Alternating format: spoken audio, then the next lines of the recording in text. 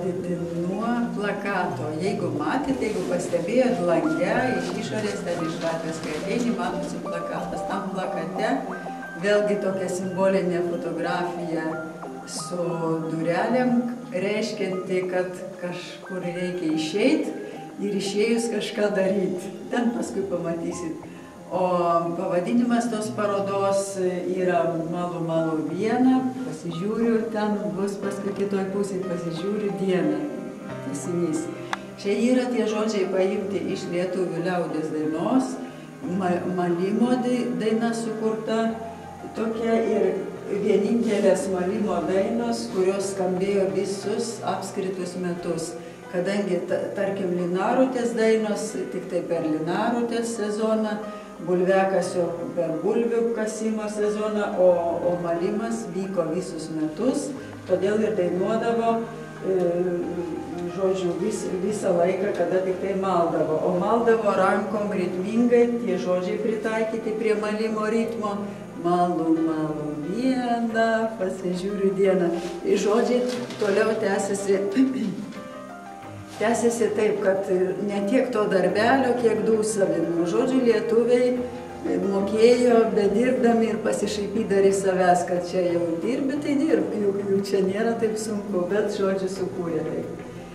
Dabar apie pačius malūnus. Ta idėja mano rinkti medžiagą apie vandens malūnus galbūt įtakojo dėl to, kad aš iš Aukštaitijos patyriau ten daugiau vėjiniai malūnai, o čia kažkaip susidūriau dar va ir Eugenijus gal užvedė ant to kelio, užmynė, kadangi vandenininkas plaukiau baidarėm, tai vis tos užtvankos vis, galai čia reikia vėl parsinešti aplinkui, vėl išlipti, o jų tiek daug ir kartu, va taip įdomu, ne tik technikos, bet ir kultūros, ir landšafto, ir architektūros, ir verslo, ekonomikos, ir tautosakos, kas tik nori, žodžiu, į tuos malūnus sudėta.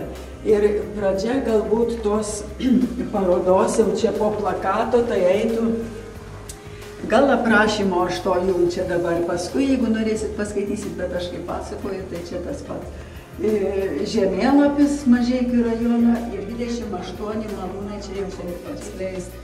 Dabar ta pati istorija, kas pradėsim kalbėti apie to malimą, tai pirmieji buvo įrakintos grūdus.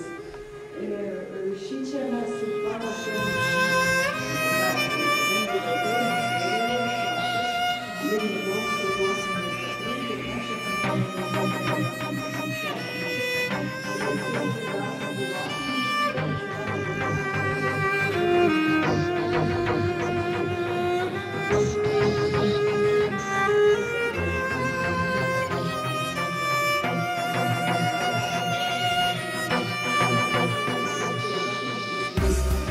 pasislėpęs sąlygininkai. O kada, aš čia prisišnekinau žmogų, kai nuvažiavau, tai va šitas vyriukas man apvedžioja, aš fotografavau, rodė, papasakojo viską labai šauniai. Dabar dar kuo įdomus yra tas Viekšnių malūnas, kad yra įrengta žuvitakis. Niekur nėra, bet čia pagal Europos standartus, pagal jų reikalavimus ir finansavimą. Dabar. Dabar įrengta. Jau paruoštas, jau viskas įrengta. Tada dar buvo tik pradėta, kad žuvis nerždamos pavasarį galėtų peršokti užtvanką ir jos nežūtų.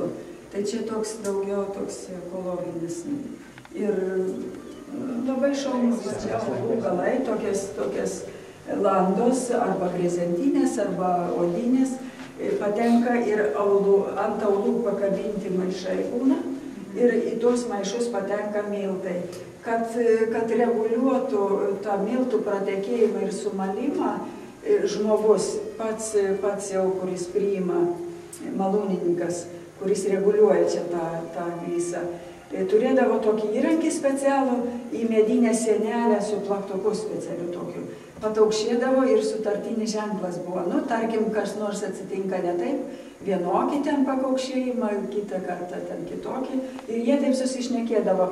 O tas grūdų jau malėjas, kuris jau savininkas grūdų, viršui pildavo pamažu į tas kašes. Tai žodžiu, atėjęs klientas pildavo, o malūnininkas čia jau viską skaičiuodavo, sverdavo ir taip toliau.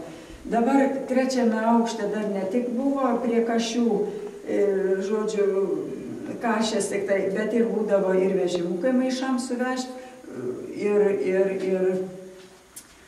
žirklės čia girnakusiai pakelt, ir svarstyklės, dar ir staliukai, ir kėdutės, ir popieriais stalčiuose, kadangi reikėjo vis tiek atsiskaityti, malūnininkai užrašydavo ir kiek atvežė, kiek atidavė, susimokėti pinigėlius, jeigu neturėdavo pinigėlių žmonės, tai atpildavo bėralinį grūdais, arba jeigu kartais, kaip susitardavo, tarkim, malūnininkas neturi laiko ten pievų savo šienauti, tai paprašydavo, kad tu ten man pievas nušienauk ar suvežk, ar mėšlą ten išmėšk, žodžiu, ūkio darbais kartais taip atsiskaitydavo. Dabar... Kas ten Aldontas, rėdais, šito čia? Čia liftas maišam užkelt su grūdais iš apačios. Čia jau modernus dalykas. Atveža maišus, čia vėkšnių. Tik tais vaizdas kaip sarna. Čia titnagų ir maltva šitas.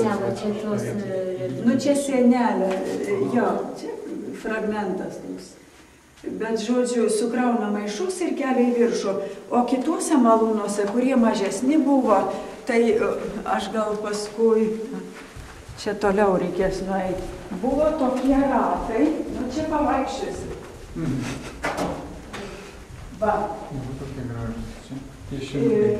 Maišų kelimo ratai.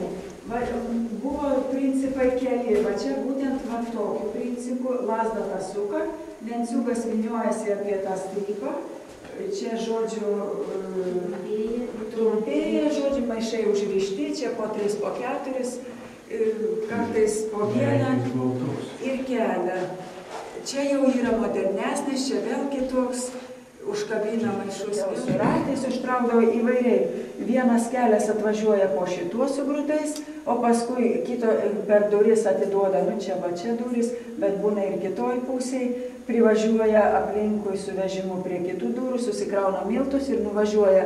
Paprastai atvažiuoja iš vienos pusės, nuvažiuoja iš kitos, kad nebūtų grūsties, kad nebūtų avarijos. Ir suvežininkas pasamdė jauną berniuką į malūną, sakė, nuo 16 metų jis atėjo dirbti, va čia ir laikraštį rašo, kad labai gerai dirbo, čia įspausdinta iš Pergalės kelintais čia metais, nebeatsimenu, gal net neparašyta, yra fotografija fonduose mūsų. Tai jisai dirbo iki kol paseno ir susitikome su juo, jis labai daug man papasakojo, jis ir gyveno tą malūną, arba patys padegdavo, sudegdavo, gaudavo dar išmoką iš draudimo, visad būdavo ten, kad valstybė pamoka. Ir pasistatydavo naują, tai yra lengviau. Arba ant tų pačių pamatų, arba kažkur toliau. Tai va tokia su malūnais. Gal tas ir yra sudegintas? Gal ir sudegintas. Bet tas ten, kur pieštas anksčiau irgi sakė. Bet ten žaibas jau natūraliai sakė.